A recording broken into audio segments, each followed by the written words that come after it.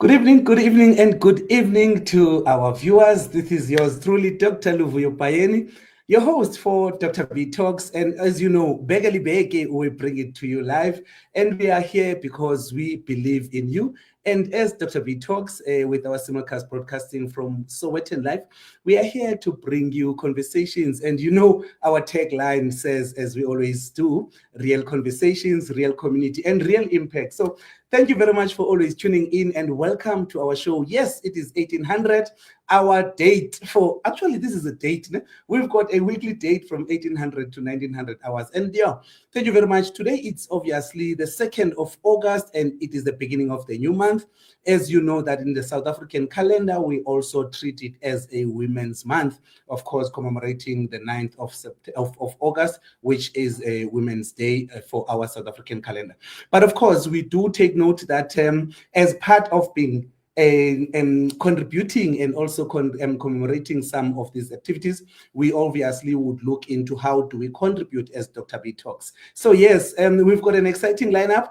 Actually, you've already seen on the page, but we kept it under wraps as to who you're going to be seeing this month. And you know, we just like to stimulate and have you participating in that respect. So thank you very much for always tuning in and joining. And please, please, please don't forget to always invite as many people to follow our pages, but also to always make sure that they follow our conversation so that we can make the real impact and we can touch the real communities and have them see that we continue to have real conversations and Dr. B Talks. Before we start for today, I think I would like all of us to clap for each and every one of you who continues to support Dr. B Talks. You might have seen the team has looked and has been grateful, including myself, for the support that we were able to get for the month of July. You saw that we were able to reach and make an impact to as high as 58,000 viewers when it comes to the combination of our conversations that we were having for the month of July. So thank you very much, and we are really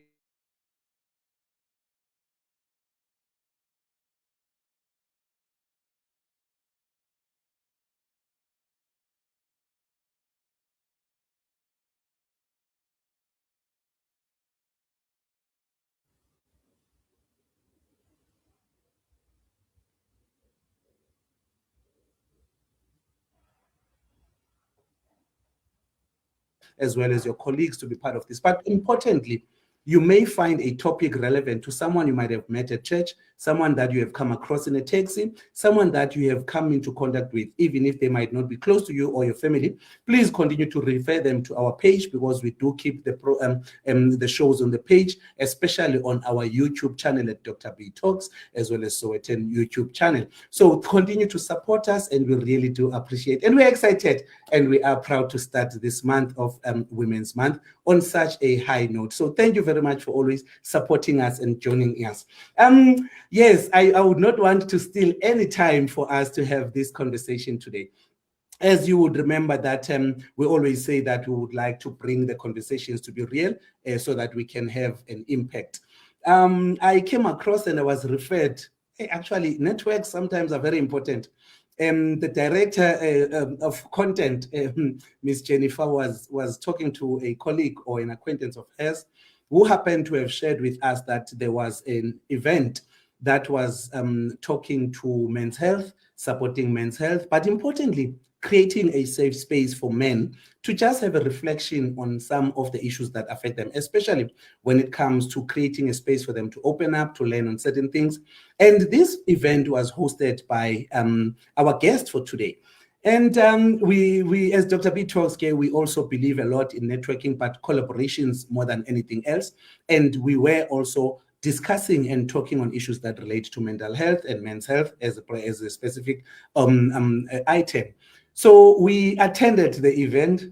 Fortunately, we did not gate crash, but those of you who are viewing, we also do gate crash. When we see that this talks to what we want to achieve as Dr. B Talks, we are always trying to get close and network and collaborate. So we attended the event. The host did not even know who was coming in. Was just told that there are people who are attending RSVP. And we just quietly sneaked in, sat at the back. I must say, colleagues, that that was a very much impactful event. where we had a room full of men of different ages, which was another key thing for me. And I think it was also linked to the Father's Day weekend because it was on a Saturday just before Father's Day. So we also had an opportunity of seeing young men in the same room with their parents or fathers, as well as elderly men. And the conversations were such that we were able to hear and sometimes tap into some of those deepest parts or secrets of our males. And obviously, we felt as DrBTalks, this is what we are proud to be associated with. But interestingly, was when I got to hear also about the host and to just get to be intrigued in terms of her journey. And I went back to the team to say, we really have to have a way of hosting her because the story is not only touching to me, but it's a story that we would really love to make sure that the story gets out there. But importantly, we want to make a real impact to real communities with real conversations. So we then made an effort to say, can we? And fortunately, she did not hesitate. In actual fact, she has been following the page since we introduced ourselves to her, and she is also very much excited about collaborating with us. But today, we said, you're not going to talk about the work you're doing. This is the Women's Month. Let's start empowering. Let's reflect. Let's see how we can make a real impact through a real conversation. So we invited her to come through and share with us her journey, share with us her story, but importantly, as we always do in the platform of DrBTalks, to empower us and see how we can then continue to help others and help as many people as we can through the conversations that we're having. So today we're having a guest, and thank you very much, V. V is saying he was there. Hey, you know, it's nice to tell real stories. Just imagine if it was a cooked up story, V was going to say, "I Puti, we never saw you there. You are lying." So that's what we like here at DrBTalks, that we are real, we bring real conversations, and we bring them live. So thank you very much, V, for confirming and assuring that indeed you were part of that event as well. And I'm not going to steal much, Princess, from your limelight, because I would like you to share and express as we welcome you to the show. And thank you very much once more for agreeing to be part of the show. Also take this opportunity now to introduce yourself as to who is me, Princess Nakedi. Over to you, ma'am. Thank you so much, Dr. B, for having me. And yeah, it's an honor to kick off the Women's Month on your B Talks. So thank you for that honor. Princess Nakedi, I am known by so many titles. I am a mother, I am a sister, I am an aunt, formidable businesswoman, I am a daughter, and I'm also the founder of Princess Nakedi Foundation. And then a few years ago, I added another title to all the titles that I have, and that's of being a breast cancer survivor. And yeah, eldest in my family. The V that's on the screen now is my brother, second born. Yes, and I have yeah, two other siblings, and yeah, lots of nephews and nieces, and yeah, honored to be here, and thanks to your guests as well for tuning in, and I'm hoping to have a beautiful talk with you.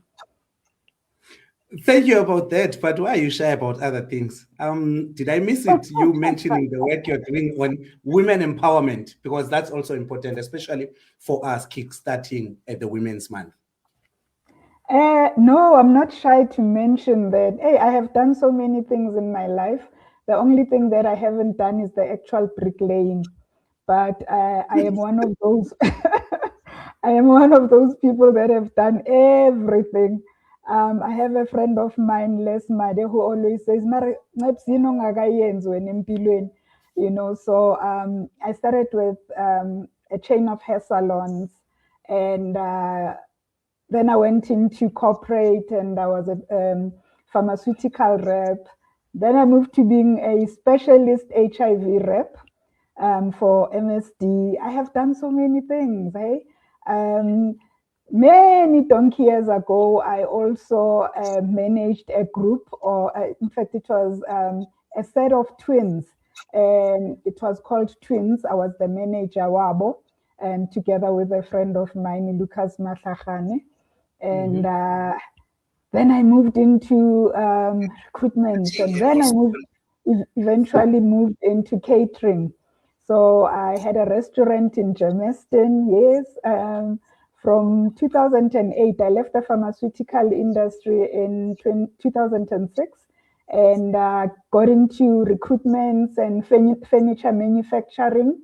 And I left that and I moved into catering. So I stayed there from 2008 until I was diagnosed with triple negative breast cancer. This was now in 2020. And unfortunately, a few weeks into my diagnosis, then lockdown came. There was COVID-19 lockdown the entire globe. So, yeah, unfortunately, I had to eventually close the business. But yeah, I've been everywhere. I've done it all, and I got the T-shirt. And yeah, I've learned some lessons as well in that journey. Beautiful. It's been great. Yeah. Maybe let's just quickly, before we get into the other work or the journey in, especially in terms of cancer, as we are going to be doing some awareness on that. Maybe let me also say, I don't think you haven't done some bricklaying. Remember, we are also, from the story you've just said now, you've laid a couple Yes. of bricks. There's a couple of foundations that you are sharing with us. And please don't say you haven't done bricklaying. I feel that those that have been around your work, those that have been touched by your work, and those that you have empowered. And to me, I'm very much honored that you also are part of us today, because we continue Thank to you. always try and empower people. And for me, that is the best brick you could be laying, to empower people and make sure that people's lives can change through your interactions, through the work that you do, and maybe just through conversations that you have with them. So yeah, the bricklaying, you don't have to build a house, it's fine. You've done enough bricklaying, and we are so Up to happy and date. proud that we are part of that through your work. So, and Wow. then Up just to maybe date just now. before we get to the women empowerment and your journey and the different things you've done, maybe let's start off there. A young woman who is still uncertain about life and is not sure. Some of them are graduates, unemployed, Okay. unfortunately, because of circumstances.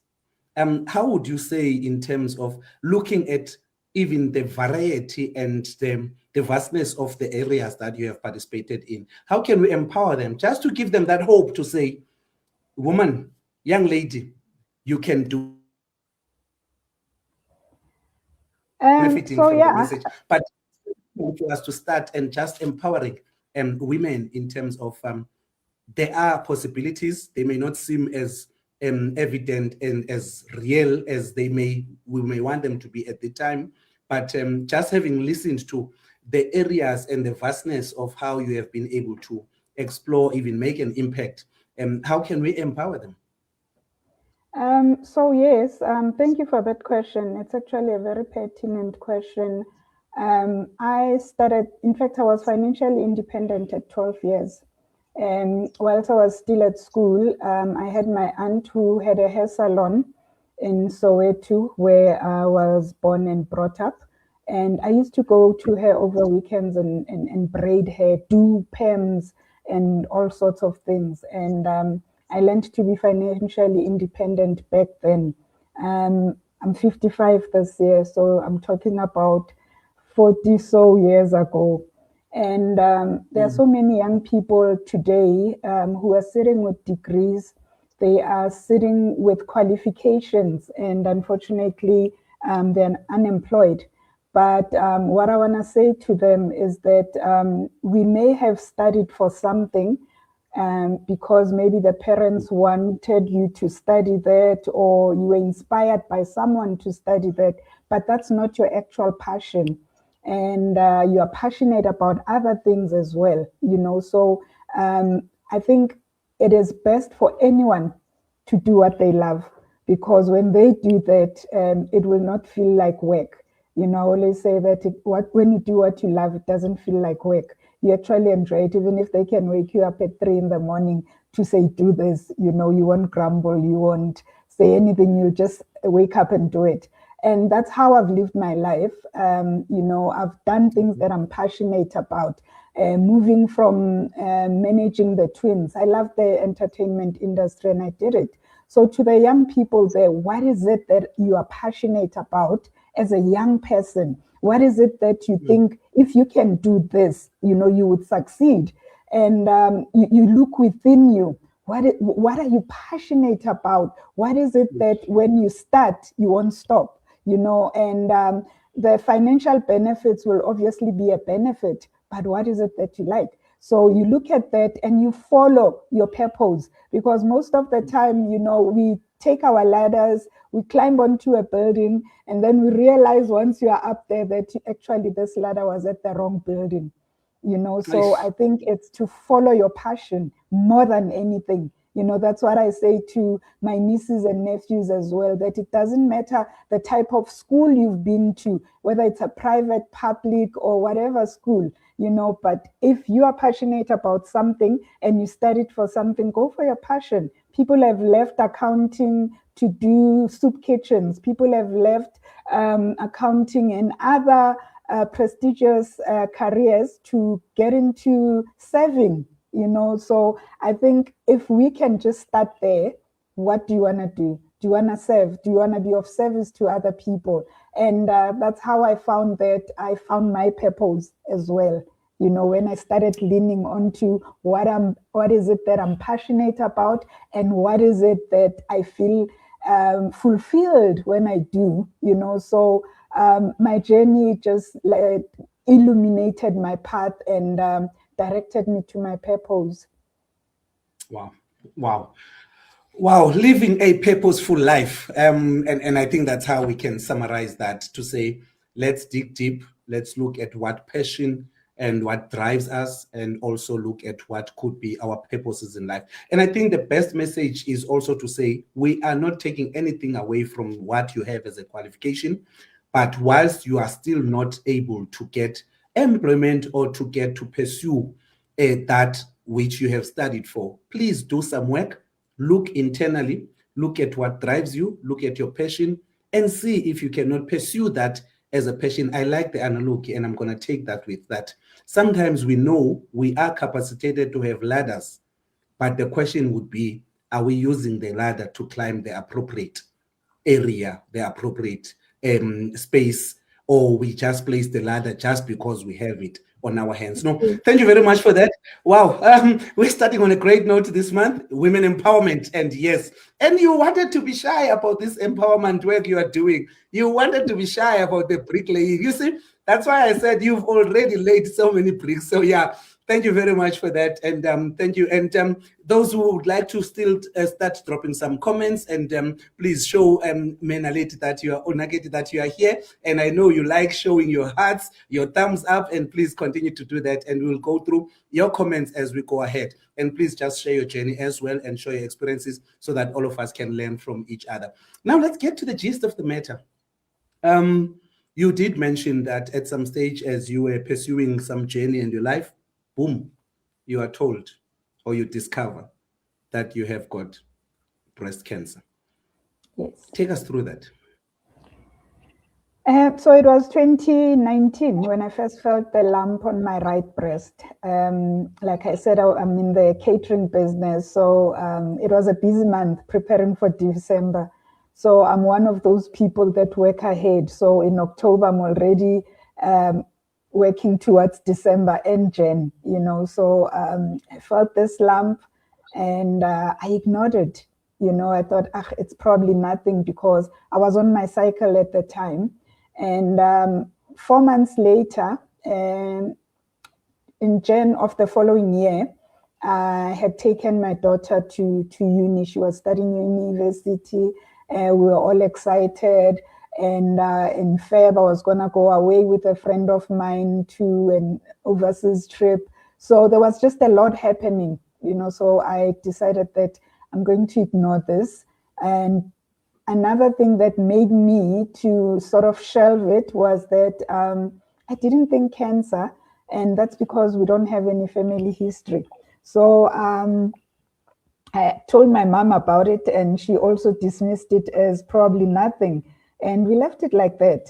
Fast forward 2020 in Feb, I am back from my international trip, And whilst I was there, I kept on touching it, palpating my breast, and I could tell that something was abnormal somewhere.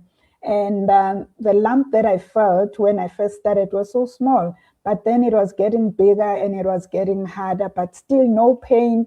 There were no changes to my breast. There was nothing happening actually. And I decided to have it checked. So went to my local GP, and I remember saying to Dr. Rowe that I am not sick, but I just have this thing that I want to have checked. He did a physical breast examination, and he found that it was a lump. And the next step was to refer me for a mammogram.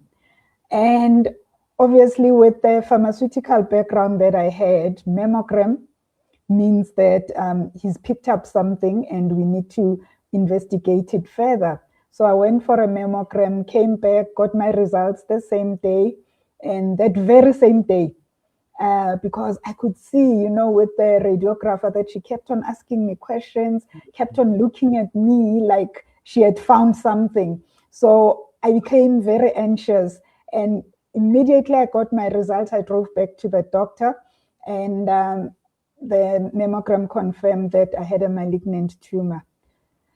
The next step was to do a biopsy. So I did a biopsy a few days later. So when you were enjoying Valentine's and exchanging pleasantries and love tokens, I was lying on my back somewhere in a hospital having a biopsy done. That was the 14th of Feb, a day that will forever be etched in my mind. We did that, and they told me that I would get the results in about 7 working days. And I went home. I was with my brother and my sister in the car, and we just thought about how many people who, we have buried, from cancers. My dad's friend's son, my late friend Robbie Malenga also had cancer. So I thought of all those people. And again, Holy Spirit just said to me, I'm here, to comfort you, to hold your hand through all of this. So we started praying. And by the time I got home, I was okay. The anxiety was almost gone. But waiting for the results was the longest 7 days of my life. It felt like I had waited for eternity. And I remember trying to pull a fast one, and I called the lab so I could get my results before the doctor. So unfortunately, the results were not on the system. I don't know what had happened, but they were not on the system. And the following day, the doctor called to say, I've got your results. And it was a Friday. It was the 21st of Feb. And he said to me, when can you come and see me? So I said to him, I'll come on Monday. And he said to me, no, you are coming now.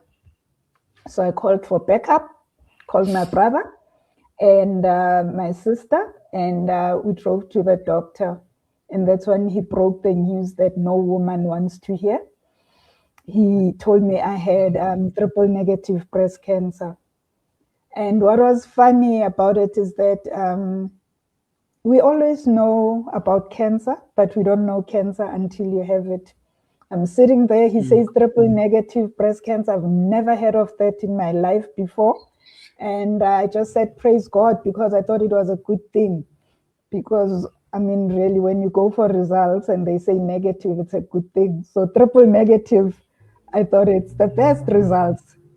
And unfortunately, he had to say to me, it is cancer, and it is a subtype of cancer. And he referred me to a surgeon, and that's how my journey began. I saw a surgeon the following Monday, and started planning for the journey, doing tattoos, seeing the oncologist, and I couldn't believe that within a period of a week, I am already planning for life and death. And we always associate cancers with death, especially as Black people. When you think cancer, you're thinking death sentence. So I'm sitting in front of the oncologist. She's telling me about everything that's about to happen to me, the changes on the nails, the loss of hair, just going through chemo and everything. I had never seen anyone go through chemo like directly like that. So it was the first for me. And also the fact that I was the first one in my family to be diagnosed with triple negative breast cancer was another, I would say stressful moment, because we all didn't know what to expect. We all didn't know what the prognosis was. It was just so unsettling, but by God's grace, I started the journey 10th of March, started with chemo. 2 weeks into chemo, my hair started falling off. My hair started falling off, and I couldn't believe it because I'm in the bathroom. I look at my panty liner, and there's hair, and I'm thinking, where is that coming from? Quickly stand up, stand in front of the mirror, try to push my hair back, and I came back with a blob of hair on my hand. And to tell you the truth, that was the saddest moment of my journey because I felt so dethroned. I felt like someone had snatched my crown away from me. I had worn my hair in so many different styles. I had the most beautiful lash hair. Growing up, I would go to the shops and I would be stopped by elderly community members and say, hey, tell your parents to cut this hair off you. It's too long and that's why you're so thin. And, they would give me weight gain recipes and everything. But I loved my hair. I would wear it in locks. I would wear it as straight back, straight up, So I felt so dethroned. And it is when I decided to cut what was left of it that I thought of other women who were going through breast cancer or any type of cancer for that matter, that nobody wants to be dethroned. I remember how my mom, my dad, and I, we hugged and we sobbed together. It was the most painful moment of the journey. On that day, I came face to face with cancer. And I just remembered how one afternoon I walked out of the chemo lounge and there was a young girl, probably in her 30s, and she was sitting and waiting for her turn to go in. And she was pale, she was bald, and I thought, wow, this is how I'm going to be. And it hit me so hard. It hit me so hard. It felt like someone had hit me with a baseball bat on my chest. And I never thought it would happen with my second session of chemo. So I cut off what was left of it. I asked my brother Vuyo to cut it off, and that was not all. That was just the beginning. I had to do a lumpectomy and a reconstruction. I was happy for the reconstruction because growing up, I had uneven breasts, and most women will attest to that no woman has same size breasts, but mine were abnormally big. So the one was abnormally big and the other one was just very small, so much that I would have to stuff it with socks or nursing pads or even the sanitary pads, just to give it that volume. So when they said I'm going to have a lumpectomy and reconstruction, I got excited that at least for the first time in my life, I am going to have normal sized breasts, which are the same size. And I did the reconstruction 6 weeks after the chemo. And I think 8 weeks after that, I did radiation, which I burned badly from. But thank God that I never got sick during the whole chemo process. Never vomited, not even once. So I think that was God assuring me and reassuring me that I'm in good hands. And a few months later, when I started feeling better, then I started collecting wigs for cancer patients and those who are on active treatment, and those whose hair was not growing back, because most of the time the hair doesn't grow back. So we did a huge wig drive, and we collected the wigs. They were donated, and we would wash them, sanitize them, refurbish them, and give them back to cancer patients.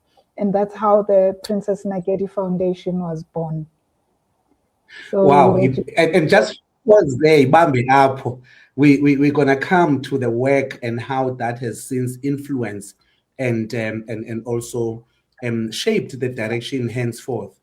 I just wanted to just maybe reiterate a few things that you also touched on, and I think it's important for all of us as viewers to take note of that.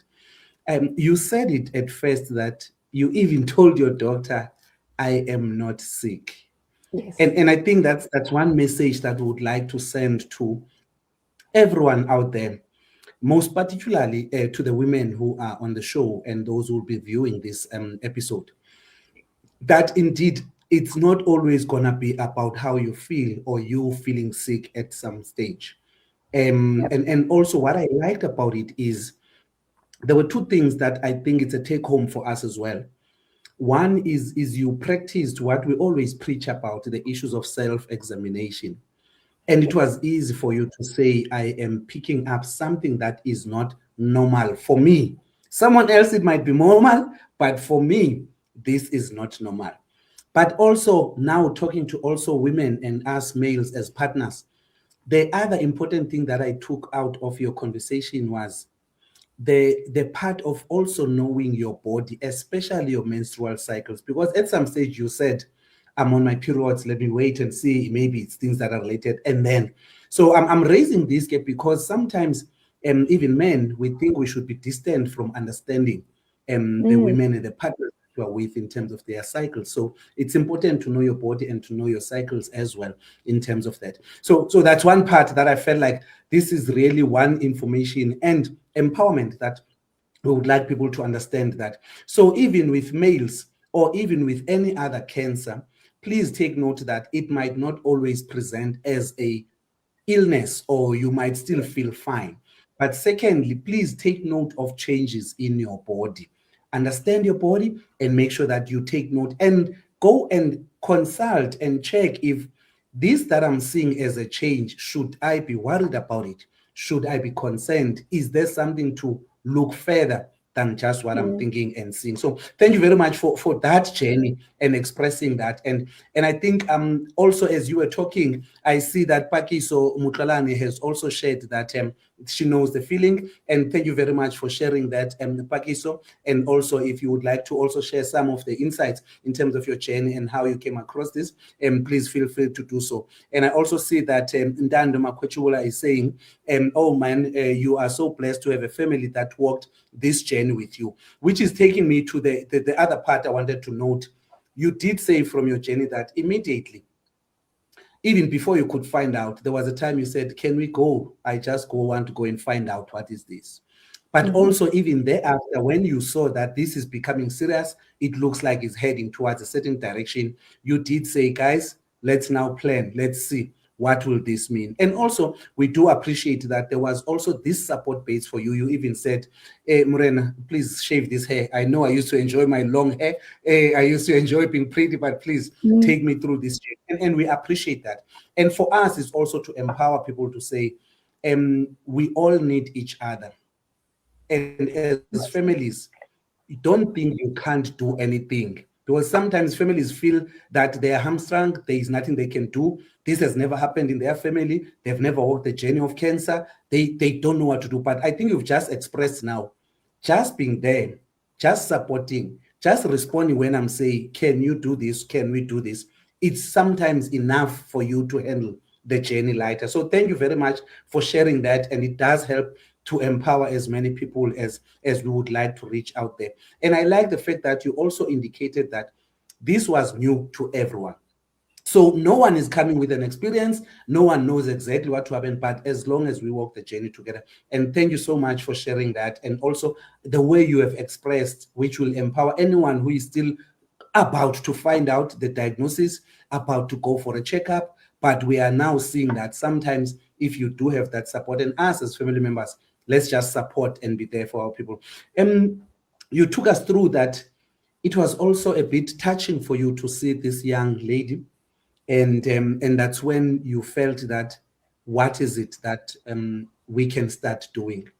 It was also a bit of an emotional roller coaster for you when you said, I used to be this person. I enjoyed my hair. I enjoyed and but I like the positive part of it. You were like, good shot. There's a chance to reconstruct my breasts.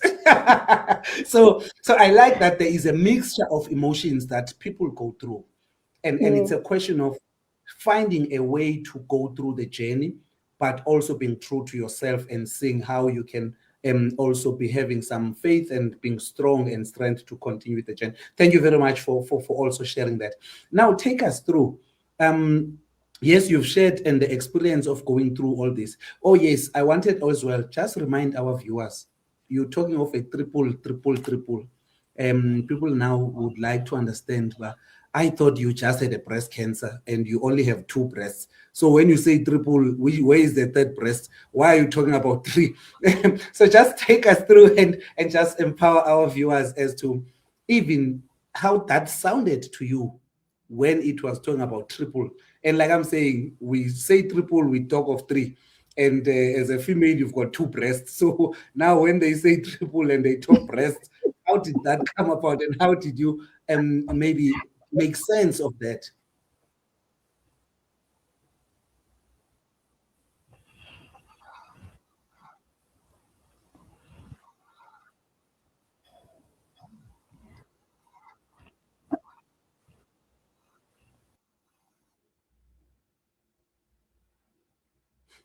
Okay.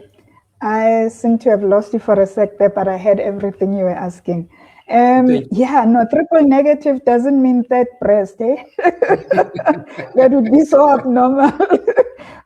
Okay, so my understanding is that there are different types of breast cancers. I think there are 4 different types of breast cancers. There's HER2, there's triple negative, and triple negative is the most aggressive one. This is now the breast cancer that affects about 10 to 15% of all women cancers, breast cancers. So yeah, it affects about 10 to 15% of women, and it's the most aggressive one. And the survival rate there is like 5 years. And but I didn't know then, and I'm happy that my doctor didn't tell me that at the time. You know, he said triple negative, and I just thought it's -1, -2, and -3 times. So to me, that was you know, something to be happy about and something to celebrate, that it's triple negative. And what I learned later on is that it's actually the aggressive one, and treatment options for that are not many. So there's only one type of treatment for that type of breast cancer. And yes, there's ongoing studies at the moment, you know, to find other types of treatment for it. But it's been 6 years and I'm here. And I'm grateful to God for that, you know, because we caught it early, which means that it was at stage 2, but they had said grade 3. So grade 3 means that it would have spread much quicker had I not caught it at stage 2. Unfortunately, and thanks to God that it had not moved to other organs like the lymph node. It didn't go through the lymph nodes and they caught it early. So I'm excited about that as well, that we were able to catch it early. And early detection does save lives, guys. And I learned over the years that cancer is actually not a death sentence.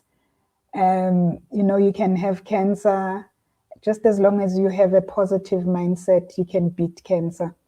I've learned so many things and so much during my journey that a positive mindset yields positive treatment outcomes.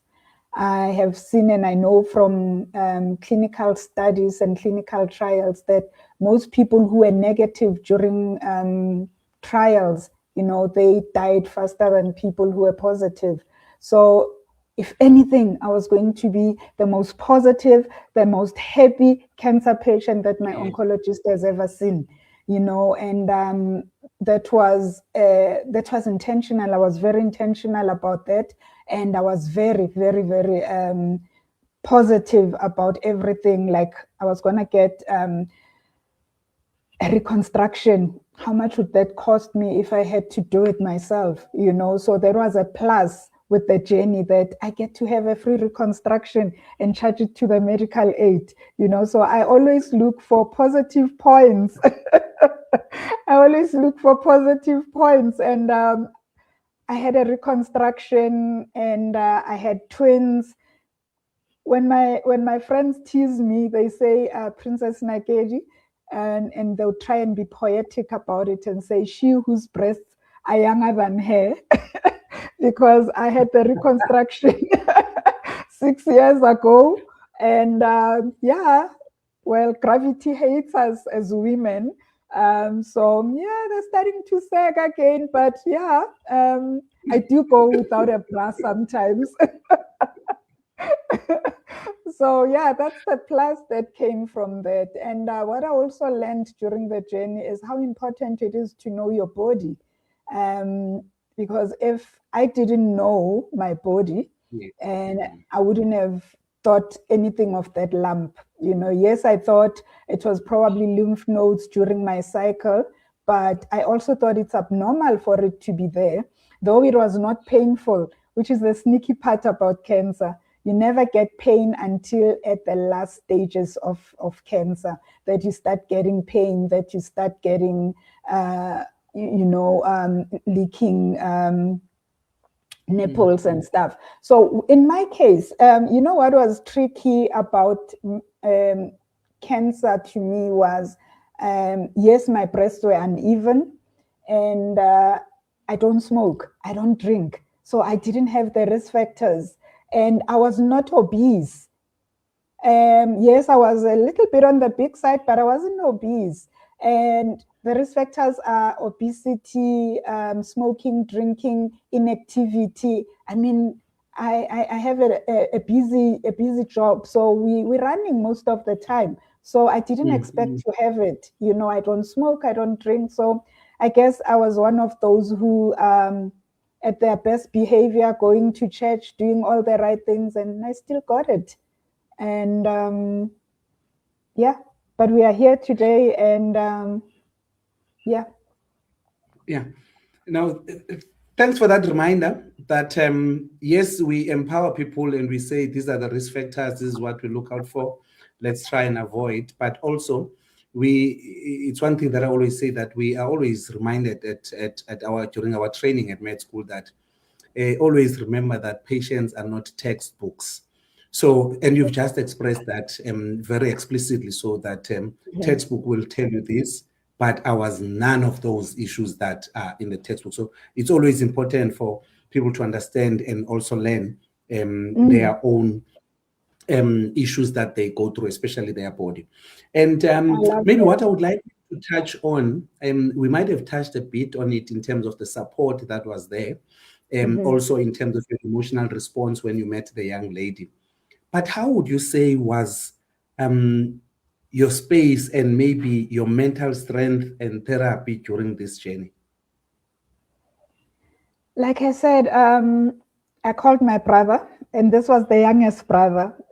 When I went for my checkups, when I went for the mammograms, when I went for the biopsy.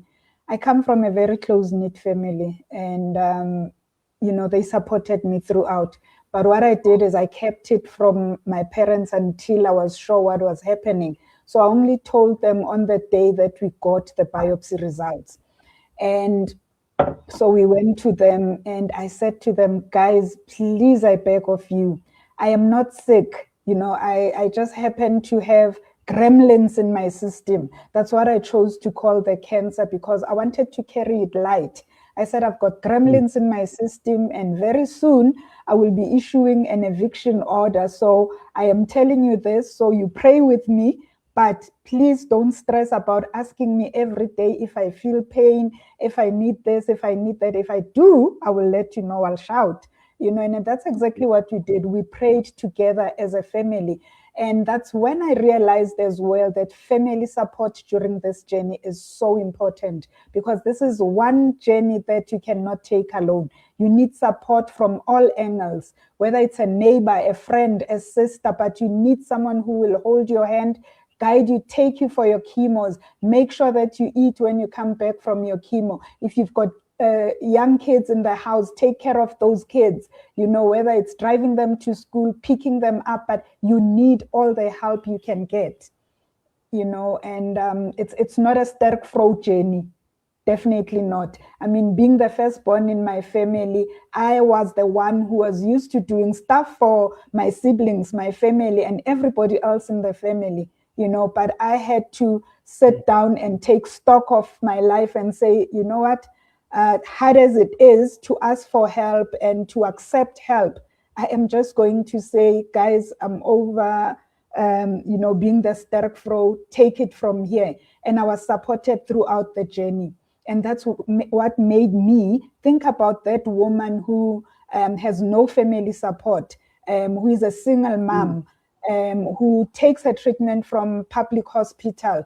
And she doesn't know what's wrong with her. She was just told that she's got breast cancer, and she can't even advocate for herself. That's the woman that made me to stand up and say, I'm going to advocate for that woman. I am going to make sure that woman never faces this journey alone, and make sure that I will hold their hand throughout by supplying the wigs, by supporting them, by counseling them, by doing awareness campaigns, all of those things that I do because I want that woman to be enlightened. I want that woman to be empowered. I want that woman to know her body. And even when she goes to the clinic and they say, no, that's just a muscle, or it's just an inflammation, or it's just, an infection, she can speak for herself and advocate for herself and say, no, I need further investigation.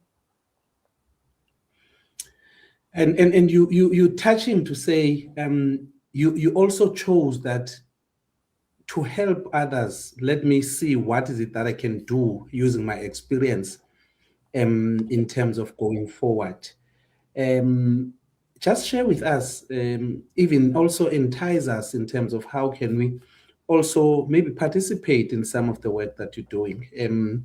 You did mention that when it started, it was about just to try and deal with weaves. Now you mentioned that you're also trying to make sure that they understand there is support out there. Take us through work and the influence and the opportunities that are there for the Princess Nakedi Foundation. Okay, so I am blessed to have, the biggest committee. I've got about 12 people helping me, my chairpersons, my deputies, and I have people who volunteered, they offered themselves to say, you've been doing this from your own pocket alone, and we are going to help you. My family has also been very supportive. I remember when I launched the foundation, I was supported by my brother Pakiso and Tsutsu, and everybody else was on board. My mom, my dad, everyone in the family supported this, and we had people who said, we want to be a part of this. So these people are the people that helped us launch the foundation. These are the people who help us with awareness campaigns every day. We've got retired oncology nurses who would send me messages on Facebook, on Instagram to say, I am home now and I want to do something meaningful. Can I please volunteer? We've got doctors who have asked to also volunteer, and that's the help that we need, because we need people with medical background. We need people from time to time who would donate to the foundation so that we can be able to continue doing the things that we do, which is taking food to the patients at Bara. We would collect teas, coffees, sugar, all those things, bread, peanut butter, jam, cheese, you name it. We collect it, we take it to Bara, and we prepare food for patients who get there early in the morning, and we make sure that they don't have chemo on an empty stomach.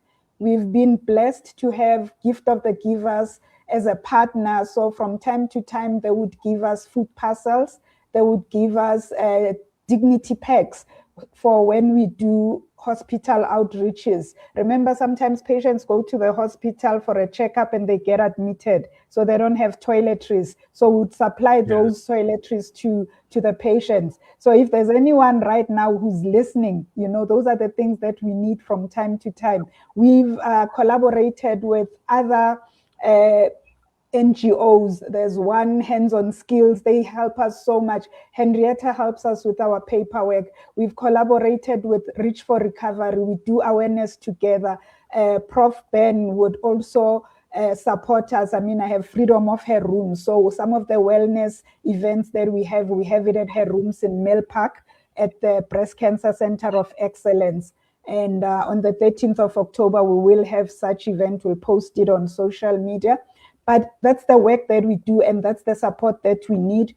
We also, you mentioned the Men's Chest United, but we also have the Princess Ball. So the Princess Ball takes place once a year. This year, it will be the 3rd annual Princess Ball.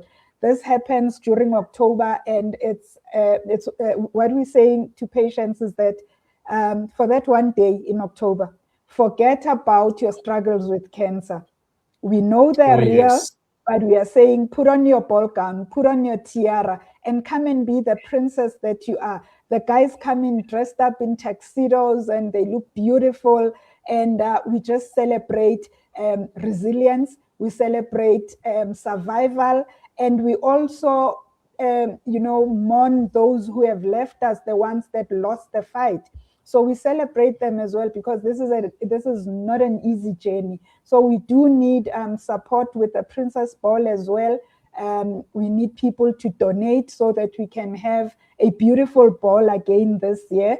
And we also launched the Men's Chest United, the one that you attended at the Stekineko. So how that came about was that we've been focusing so much on the patient, and we forgot about the first line of response, who is the husband, the brother, the dad, the uncle, So we thought, let's create a safe space for men where they can also talk about their emotions, because they've got emotions. And we also realized that we've left that open for such a long time. So it was a critical gap that we have left open. And we're also going through the stats, and we're shocked to learn that 80% of suicides are by men.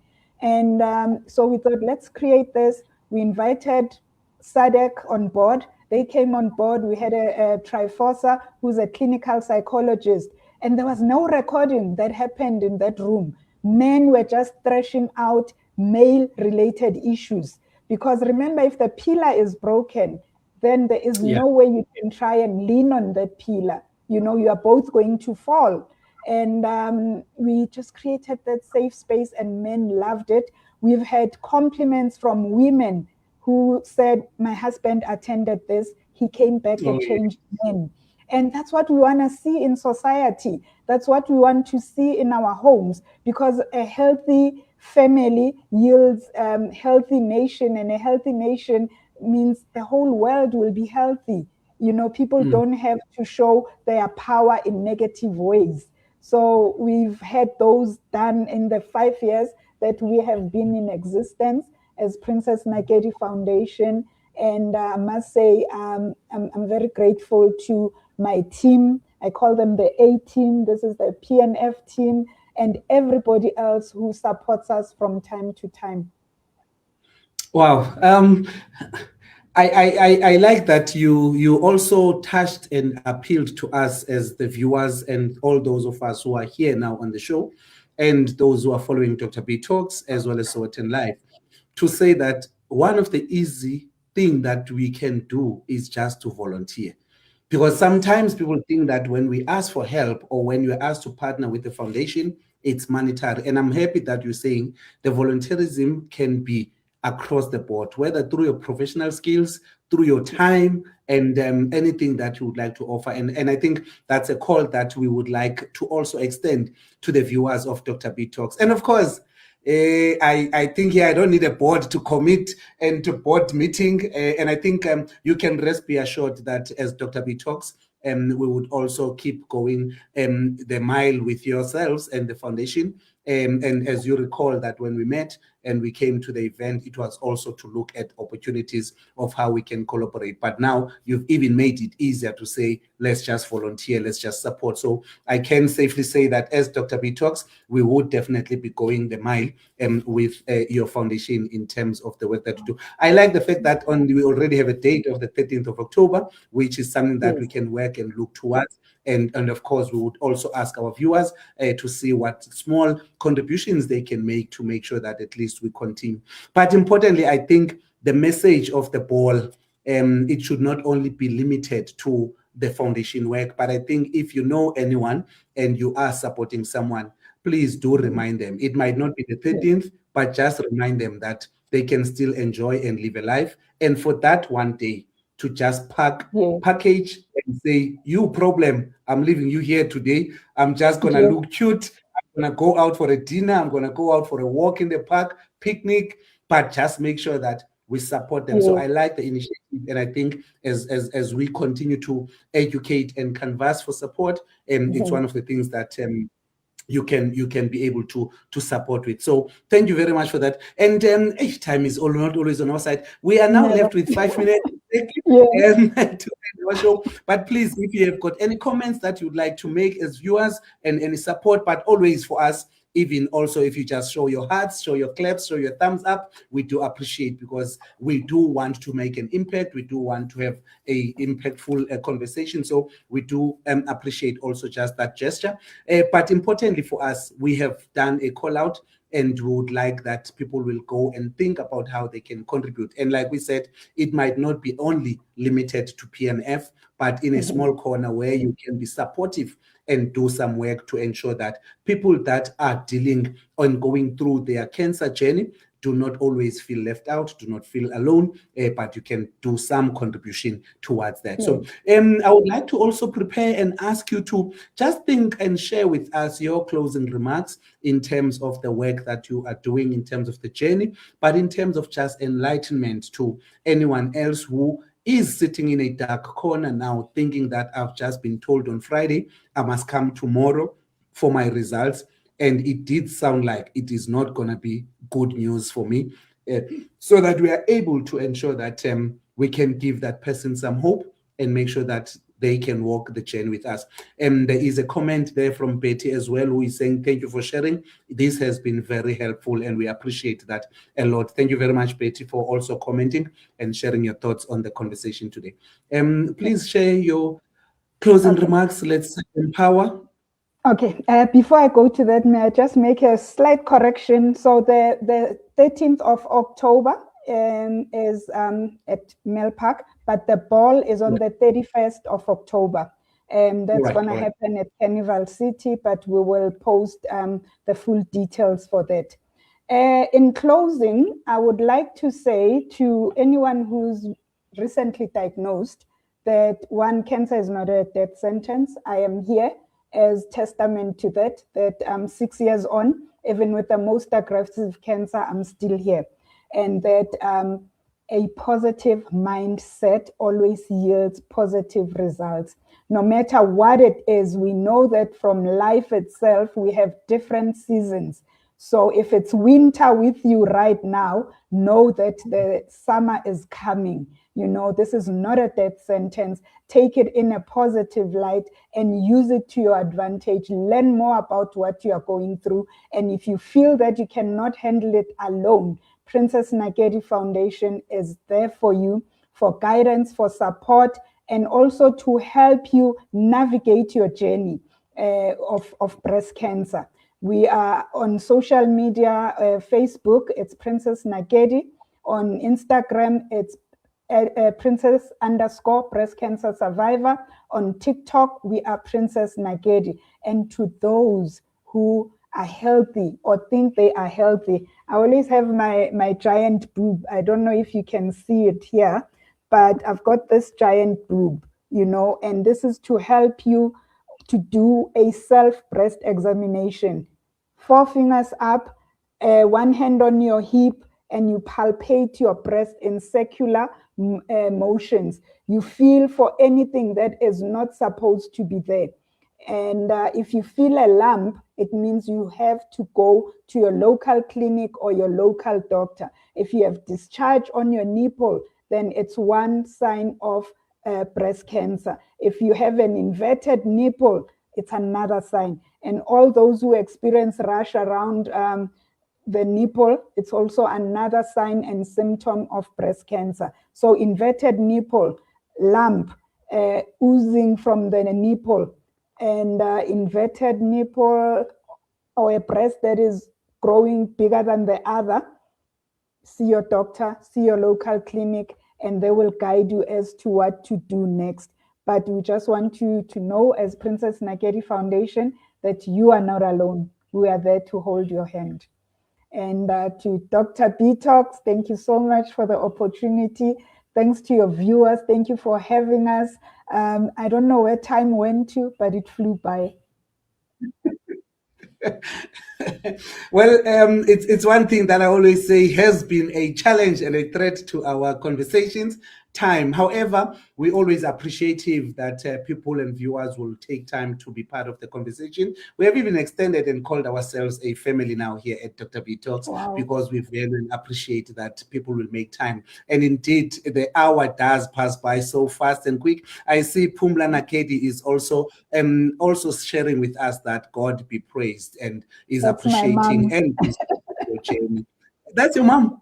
Yes, that's my mom. So the whole family and friends and supporters. Thank you very much, mom, for tuning in, and thank you very much for sharing and supporting and reminding us that God helps the journey. So thank you very much, mommy. We really do appreciate your time as well, but also being there to support as a family, but also being part of the conversation and sharing and reminding out that God be so praised. Thank you very much for those comforting words, mommy. We really do appreciate as DrBTalks. And as it is now, we just want to thank everyone that has tuned in today and continue. Mainly, please continue to follow our pages, DrBTalks. We've also shared as well now Naledi Foundation, Princess Naledi Foundation, as well as our simulcast broadcasting partner, Sowetan, as they are broadcasting now on Sowetan Live. But importantly, please share the link and share with as many people to follow. Ours is just to make sure that we bring real conversations with real communities for a real impact at DrBTalks. So thank you very much for always tuning in, and we are going to see you same time, same place next week. And as we always say here, Mamu Princess, that we always honor the time that people give us. We would love to continue. We are enjoying the conversation, but because we respect people and we respect their time, we unfortunately have to always come to an end. But we really do appreciate it. And thank you very much for those that have been tuning in. Here's Pakiso is also confirming that. Thank you for an informative interview. We appreciate you. Thank you very much, colleague. That's my brother. And we will continue to comment on those that we have missed, but continue to share. The links will be there on YouTube. Please refer to as many people to go and watch so that people can be empowered. And thank you very much. Let's show our support as we can, and let's volunteer. Let's make sure that people that are going through a cancer journey do not feel left out, and we may be part of their journey and support them. Thank you very much. That's it from tonight. Thank you very much to our viewers, and thank you very much, very much, my Princess Nakedi. We thank you for your time. So much. Thank you for having me. Thank you. Bye. Bye.